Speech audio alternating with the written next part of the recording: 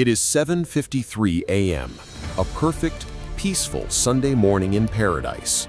In the warm Hawaiian air, sailors are sleeping off their Saturday night leave. Church bells are about to ring, and then the sky turns black. Not with clouds, with planes. Hundreds of them screaming down from the north. They bear a red circle on their wings. This is not a drill. The whine of the dive bombers is a sound no one is prepared for, a sound that splits the morning in two. It is followed by a deafening, earth-shattering roar. Explosions blossom across the harbor. A Japanese pilot flies so low, an American sailor on the deck of his ship can see the goggles on his face. This is the story of Pearl Harbor. But it is not the story you think you know. It is a story of catastrophic failures, of warnings that were ignored, and of the terrifying, minute-by-minute chaos that dragged a sleeping giant into the deadliest conflict in human history. Welcome to TSF History. We are the channel that digs up the past and brings it roaring back to life. If you love discovering the incredible, the shocking, and the forgotten stories that truly shaped our world, you are in the right place. Before we dive into the fire and smoke of December 7th, 1941, do us a favor. Make sure you hit that subscribe button and don't forget to ring that notification bell. You do not want to miss a single moment of history. To understand the fire, you must first understand the fuel. The year is 1941. The world is at war. Nazi Germany has conquered Europe and is deep inside Russia. In the Pacific, the Empire of Japan has been waging a brutal war in China for years, driven by a vision of conquering all of an East Asia co-prosperity sphere. The United States, meanwhile, is officially neutral. A powerful isolationist movement across the country demands that America stay out of these foreign wars. But President Franklin D. Roosevelt sees the growing threat.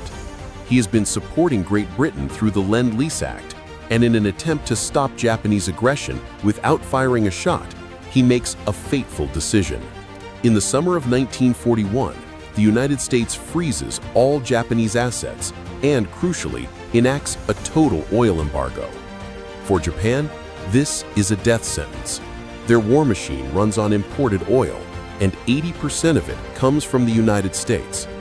In Tokyo, the leadership is split, but the hardline militarists win the debate. Their choice is simple: either accept a humiliating withdrawal from China and end their imperial ambitions, or go to war. They choose war. But how do you fight a nation as large as the United States? The man tasked with the plan is Admiral Yamamoto, the commander-in-chief of Japan's combined fleet. Yamamoto is a brilliant, complex man. He has studied at Harvard University. He has served as a naval attaché in Washington, D.C. He knows America. He knows its people, its factories, and its massive industrial power. He famously warns his own government, "I can run wild for 6 months or a year, but after that, I have utterly no confidence." Yamamoto knows he cannot win a long war. His only hope is to strike a single, devastating blow so shocking that it will break America's will to fight. He will target the one thing that projects American power across the entire Pacific, the U.S. Pacific Fleet anchored at Pearl Harbor, Hawaii. The plan is called Operation Z. It is incredibly daring. A massive strike force of 6 aircraft carriers, the Kido Butai, will sail over 4,000 miles across the dangerous North Pacific, a route no one would expect. They will maintain perfect, total radio silence. They will launch over 350 planes in 2 waves, attacking the fleet's battleships and the island's airfields simultaneously. The goal? Sink the American carriers and battleships and buy Japan the time it needs to conquer Southeast Asia. On November 26, 1941, the Japanese fleet slips out of its anchorage and vanishes into the fog. In Hawaii, life goes on. Pearl Harbor is a tropical paradise, considered a safe rear-area base. The commanders on the island, Admiral Husband E. Kimmel and General Walter Short, are aware of the rising tensions. But they believe the real threat is sabotage. They are worried about the large population of Japanese Americans on the island, fearing they might try to blow up planes or ships. They are not looking to the sky. In a decision that will prove to be one of the most fatal in military history, General Short orders all U.S. aircraft on the island's airfields, like Hickam and Wheeler, to be parked wingtip to wingtip, out in the open. They are easier to guard against sabotage this way. They are also a perfect, concentrated target for an air attack. Saturday, December 6, 1941. It's a perfect Saturday night in Honolulu. Sailors and soldiers are on 24-hour leave. They go to dances, they crowd the bars, they watch movies.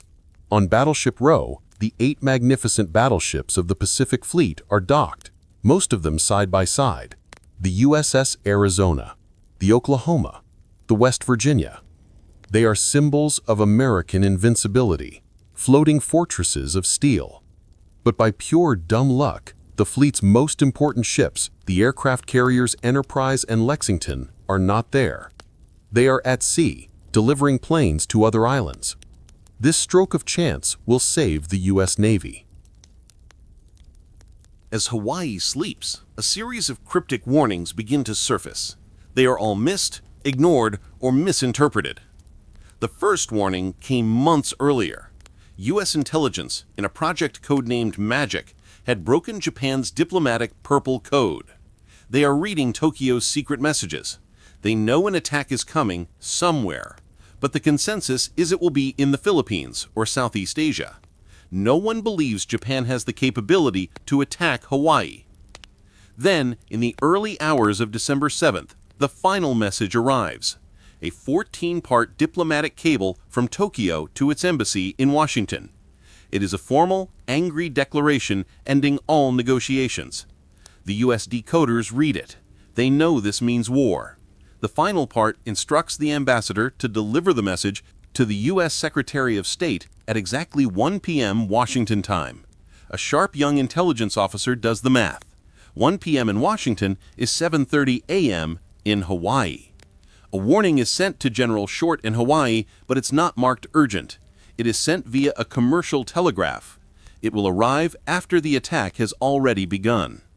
The second warning comes at 3:42 a.m. Hawaii time. A U.S. minesweeper spots a periscope in the restricted waters near the harbor entrance. It is a Japanese midget submarine, one of 5, launched to sneak into the harbor and fire torpedoes. The third warning is the first shot. At 6:45 a.m., the destroyer USS Ward is on patrol. It sights the midget sub again. This time, the Ward takes action. Its guns open fire. The first shot misses. The second shot strikes the submarine's conning tower. The Ward drops depth charges and the submarine sinks. The captain of the Ward sends a coded message to headquarters. We have attacked, fired upon, and dropped depth charges upon submarine operating in defensive sea area. This is an explosive report. An enemy submarine has been sunk at the mouth of Pearl Harbor. But the message is handled slowly. It is passed up the chain of command, but with skepticism. No general alarm is sounded. The fourth and final warning is the most chilling. At 7:02 a.m., 2 Army privates, Joseph Lockard and George Elliott, are manning a brand new experimental radar station at Opana Point on the island's northern tip. They are about to shut it down when a massive blip appears on their screen. It is huge, larger than anything they have ever seen. It is a massive formation of aircraft, 137 miles out, approaching from the north. They call the information center. The only officer on duty is a young lieutenant who has only been there a few days. He listens to their report. He knows a flight of American B-17 Flying Fortress bombers is scheduled to arrive from California that morning, flying in from the same general direction. He makes a fatal assumption. He tells the radar operators, "Don't worry about it." That blip was not the B-17s. It was 183 Japanese planes from the first attack wave. At 7:49 a.m., Commander Mitsuo Fuchida, the leader of the attack, flies his plane over the harbor. He looks down and cannot believe his eyes. The fleet is there, all of it. The battleships are lined up like targets in a carnival game. No U.S. fighters are in the air. No anti-aircraft guns are firing. He slides back his canopy and fires a green flare, the signal to attack. Then, he sends the 3-word code message back to his carrier fleet: Tora, Tora, Tora. Tiger, Tiger, Tiger. It is the code for "We have achieved complete and total surprise." At 7:53 a.m., the first bombs begin to fall. The attack is a masterpiece of brutal, synchronized destruction. One group of planes screams down on the airfields. At Wheeler, Hickam, and Bellows fields, the American planes, parked wingtip to wingtip, are systematically destroyed. They are strafed and bombed, burning in neat, perfect rows. Before most American pilots can even get to their planes, their Air Force is already gone. At the same time, the torpedo bombers and dive bombers descend on Battleship Row. The Japanese have equipped their torpedoes with special wooden fins, allowing them to run true in the shallow 45-foot deep harbor. The USS Oklahoma, a mighty battleship, is hit by 1, then 2, then 3 torpedoes in rapid succession. She lists violently. Men are screaming. Within 12 minutes, she rolls completely over, capsizing, her mast digging into the muddy bottom of the harbor. Hundreds of men are trapped inside the dark, upside-down hull. The USS West Virginia is struck by at least 7 torpedoes. She sinks on an even keel, her decks awash. Her captain, Mervyn Benyon, is hit by shrapnel from a bomb that struck the neighboring USS Tennessee. He is disemboweled, but he clutches his wound and refuses to leave his post, dying as he continues to command his ship. The USS California is hit and begins to slowly sink. The USS Nevada is also hit by a torpedo. The air is filled with the shrieking of planes, the stutter of machine guns, the colossal boom of torpedoes, and the thick, choking smell of burning oil. On the decks, sailors are stunned, many running in their pajamas. The harbor, just moments before a peaceful lagoon, is now a churning cauldron of fire, oil, and death. And then, at 8:10 a.m., comes the single most terrifying moment of the attack. A Japanese high-altitude bomber, flying level, releases its payload over the USS Arizona. One of its bombs is not a normal bomb. It is a 1,760-pound armor-piercing shell converted from a naval gun. It slices through the Arizona's deck near the forward turrets. It plunges deep into the ship, down multiple decks, until it reaches the forward powder magazine where over 1 million pounds of gunpowder is stored. The result is not an explosion. It is a cataclysm. The entire front half of the battleship is obliterated in a fraction of a second. A fireball rises thousands of feet into the air. The shock wave is so powerful it lifts the 32,000-ton ship out of the water. It blows men clean off the decks of neighboring ships. The Arizona is broken in 2. She sinks in less than 9 minutes, taking 1,177 of her crew with her. For most of those men, there is no escape. Their tomb is the ship itself, where they remain entombed to this very day. But this was not just a story of panic. In the middle of the chaos, there was incredible courage. A mess attendant, Dorie Miller, is on the USS West Virginia. As an African American in the segregated 1940s Navy, he is not allowed to be trained on weapons. His job is to serve officers. When the attack hits, his battle station is destroyed. He runs to the deck and helps carry his mortally wounded captain to safety. Then, seeing a .50 caliber machine gun unmanned, he jumps behind it. With no training, he begins firing at the Japanese planes, downing at least 2 before he is ordered to abandon ship.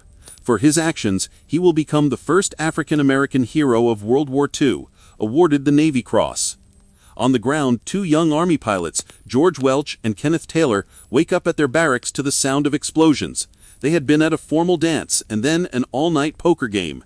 Still in their formal attire, they jump into a car and race to a small auxiliary airfield, dodging bombs and strafing fire the entire way. They jump into 2 P-40 fighter planes, take off during the attack, and proceed to fight the entire Japanese air fleet virtually by themselves. They are credited with shooting down at least 6 Japanese planes, becoming the first American air races of the war. The USS Nevada, though damaged, is the only battleship to get underway. It attempts to escape the harbor. But as she steams towards the narrow channel entrance, she becomes a magnet for every Japanese bomber left. The Japanese tried desperately to sink her in the channel, which would block the harbor for months. On fire and taking massive damage, the Nevada's crew makes a heroic decision. They intentionally ground the ship at Hospital Point, saving the channel.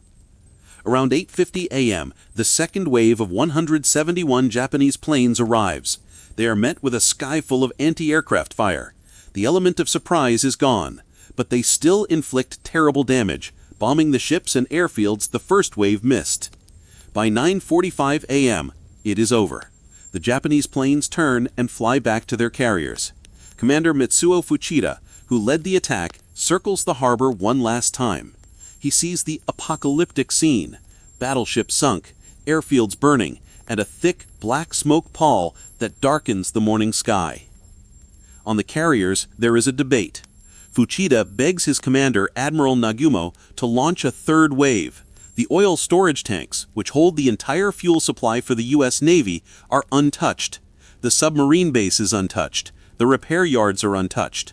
Fuchida knows that destroying these would cripple the U.S. for a year or more. But Yamamoto is cautious. He has won a stunning victory and has lost only 29 planes. He does not know where the American carriers are.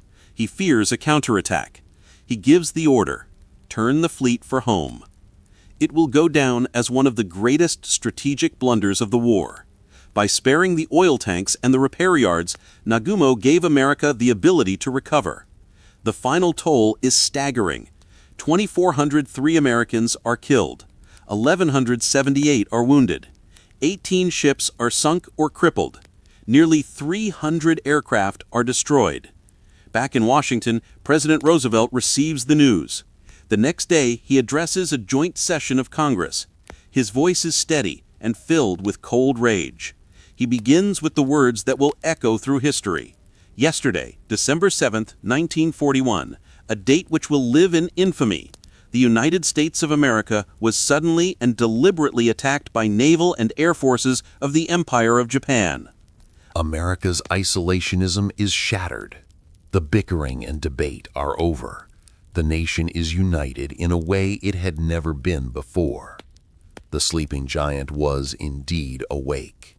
The attack on Pearl Harbor, designed to break America's will, had instead filled it with a terrible, unified resolve. It did not win the war for Japan. It guaranteed its ultimate, total defeat. The fires of Pearl Harbor changed the course of the 20th century. It was a day of profound tragedy, a lesson in failure, and a testament to incredible, ordinary bravery. What part of this story shocks you the most? Was it the missed warnings or the story of heroes like Dorie Miller? Let us know your thoughts in the comments below. If you found this story informative and want to see more deep dives into history, do us a huge favor. Hit that like button.